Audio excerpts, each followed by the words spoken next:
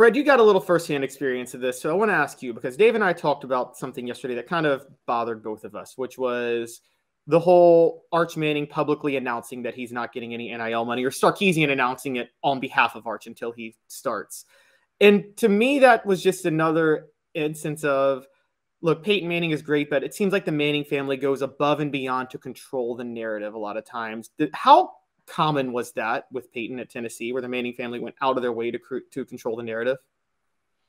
I don't know if that was the case with Peyton. I mean, Peyton had money before he got here. He grew up with it. So, they know what, I mean, it wasn't really I don't know if they can try to control the narrative as much in college as it may have did in the NFL, maybe, or the draft. That's different. In college, that wasn't the case. I mean, we didn't know whether Peyton was coming back to school or not until he actually announced it. He didn't tell anybody. No one knew. And it wasn't a play up. We thought if he left that year, he would have been the first player picked in the draft anyway, as a junior. So him coming back, all we thought at that point was, man, we can win that championship for sure. So controlling the narrative, I think more so it's a control my nephew and my grandson more so than anything. Don't get the big head. You may be a Manning, but you're not gonna have it given to you. And they're not gonna give it to you just because your last name is Manning and your first name is Arch. You named after me. I'm happy with what Archie Manning has told his grandchild. You don't get $1 until you start, because it's an earned thing. Everybody wants everything right now. For instance, we have a quarterback. I'm happy that we have a quarterback, but he may not start. Is it feasible to continue to pay that for a player if they're not starting? I understand we got to pay these guys when they're coming straight out of high school now. Some kids are getting paid while they're in high school from NIL deals. What does that do to the game? What does that do to the player as well? At 18 years old, you couldn't give me $1 million. Really? I'm sorry. You couldn't. I'm glad I didn't get $1 million at 18 years old. I'm very happy about that. I might not be alive right now. Seriously. Yeah, I was wild as a buck till I was like 22. So I don't know that I could take in $1 million at 22. Right. Yeah. But for the Arch Manning situation, you got a starting quarterback on that team already. Beat him out. Then you get all the money you deserve. Until then, wait your turn. Okay, but let me ask you this. I'm going to play devil's advocate a little bit, Fred. What about the young man who may not have as good of a background financially as the Mannings do? Mm-hmm. I mean, what about that kid? He's worked himself into a 5-star prospect. Everybody's situation is different. Okay.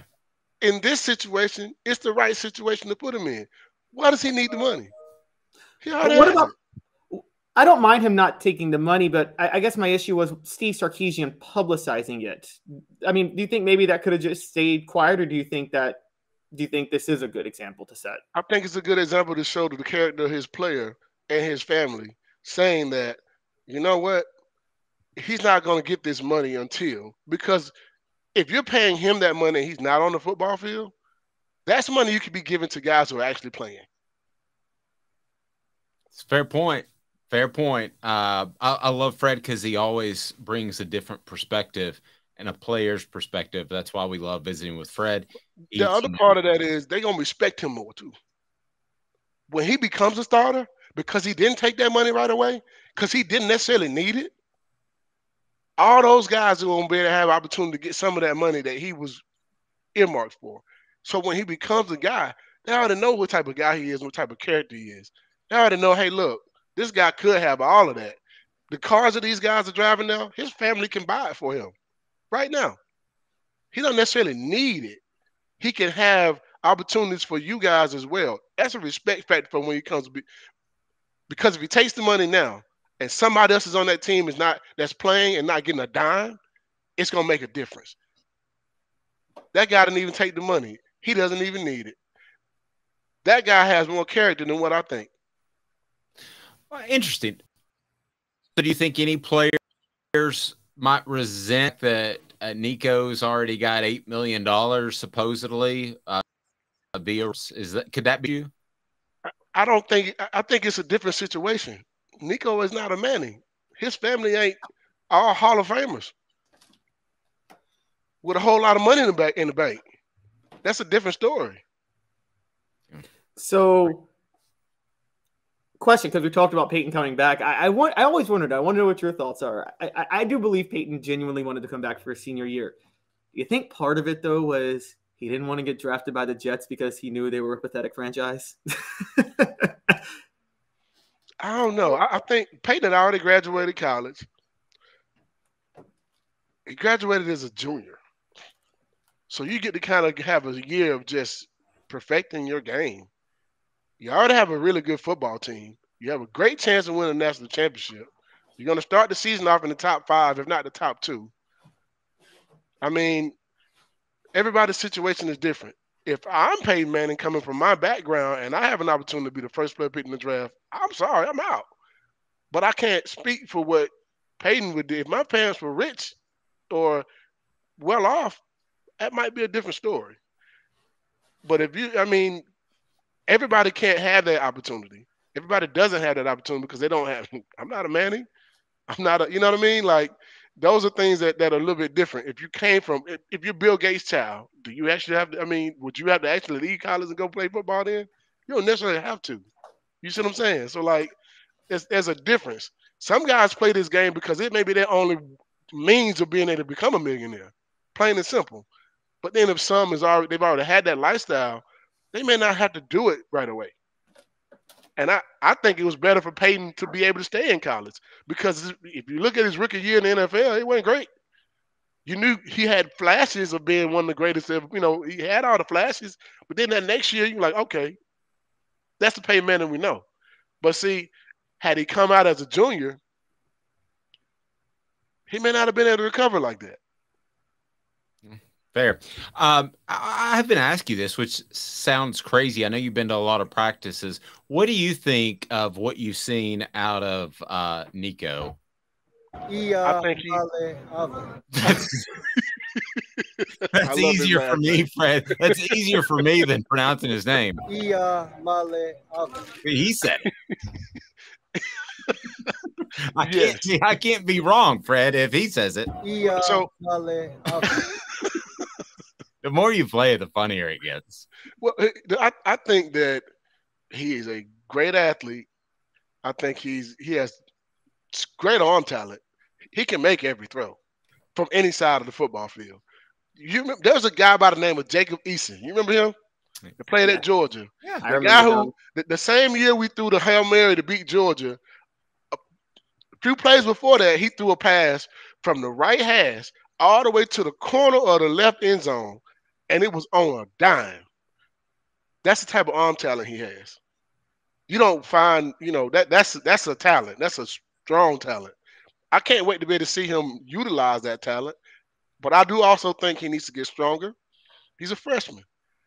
Name a freshman quarterback you ever seen that just came out and lit it up. Outside of maybe Bryce Young or, Was Jameis a freshman in 2013?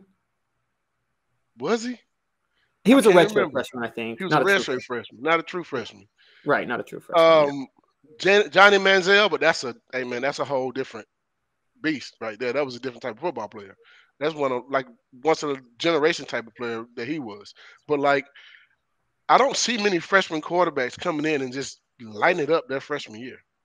I mean, I played with Peyton Manning, who didn't light it up his freshman year. No. And he's considered one of the top 5 quarterbacks of all time, if not top 3. So what are fair expectations of Nico? Iamaleava. I just want to see him get better every year, plain and simple. I think with the coaching staff we have and the offense that we run, it fits his style of play and fits what he does best. I don't put a lot of stock in freshmen. I don't. I don't put a lot of stock in freshmen at all. I love for you to come out there and be able to contribute to the football team, but if I'm asking for that guy to lead my team, not right off. There's another quarterback. You look at the guys at Clemson. Trevor Lawrence. He didn't start right away.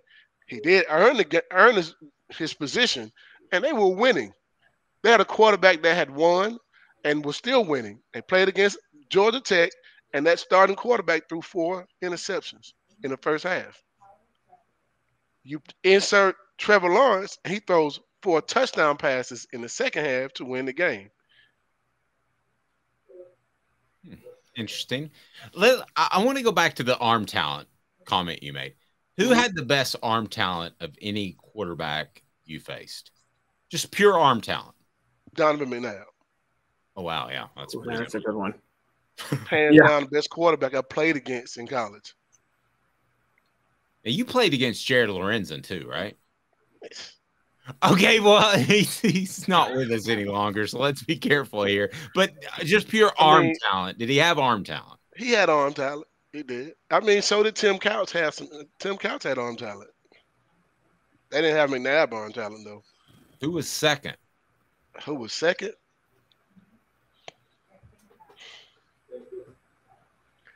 Probably Cade McNown, maybe. Okay. Now, Cade McNown was pretty good. Just in terms of arm talent, who impressed you more? Peyton in practice, Donovan McNabb in Syracuse in 1998. Man, that's a tough question because I like to throw heat. Yeah, that's a heat question right there for sure. I'm gonna go with arm talent. I'm gonna go with Donovan McNabb. He had a stronger arm. He had a bigger arm, meaning like he could launch that thing from anywhere. And he's doing all that while he's also jumping over a guy, sidestepping somebody, and then throwing it downfield like that. It was a different type of arm talent. To be able to do all those things and still be accurate with your passes shows your arm talent. Yeah. Fred, it's funny. I've always given you guys props. The biggest props I give your 98 team, the national title team, is you're breaking in a new quarterback, and your first 2 games are at Donovan McNabb and then at home against Florida. That's a lot to overcome to win a national title. And especially we did not respect Syracuse before we started that game. It's a Big East team, right? Man, they can't do that against us. After that first half, we were on the sideline sucking wind, and we're like, he's pretty good. Well, it's because the Carrier Dome, which is named after an HVAC company, didn't have AC. Of all the places in the world that don't have AC, you the Carrier Dome. You mean to tell me you don't put one AC unit in there? One. Just it could have been a window unit, anything. Dude, hey man, it was so doggone hot in there, it was ridiculous. And it was steamy. When I say humid as crap in a dome, I would have rather played in Knoxville in the middle of July on the top of a mountain when the sun is beaming down at 180 degrees. I'm sorry. But that was ridiculous. How do you not? You sure they didn't do that on purpose? They probably did. Like that time the Spurs, remember the Spurs turned out the AC in the finals? I don't remember a guy on the team that didn't get an IV. Like, I remember, you can go back and watch the game. I watched it with Terry Fair not too long ago. You can go back and watch that game, and I called a timeout. And Coach Chavis, I know he was pissed. I know he was mad. Coach Foreman was like, what are you doing? I looked down, and no disrespect to my teammates, but they were young at this time, and I knew I needed some dogs in them. I got Ed Butler, Ed Kendrick, at D tackle. And I'm thinking, oh no, but the running back will have a running start to get to me. There's not, I'm calling timeout now, immediately. I'm watching Billy Ratliff, Don Walker, and Sean Ellis on the side. I'm looking at them on the sideline. I called a timeout. I was like, hey man, coach, we're not doing this. No, sir. If y'all, hey man, I look at them boys. If y'all don't get y'all ass in this game, y'all lost it. Y'all better get y'all ass in this game. It's a 3rd and 7. Y'all better get y'all ass in this game. When did you call that timeout? At what point was in it was probably 3rd quarter, maybe. I'm like, hey man, y'all not gonna leave me out here by myself. Just cause y'all dropping like flies don't mean y'all gonna leave me out here by myself. You better get that IV and get back on this damn field. Gold.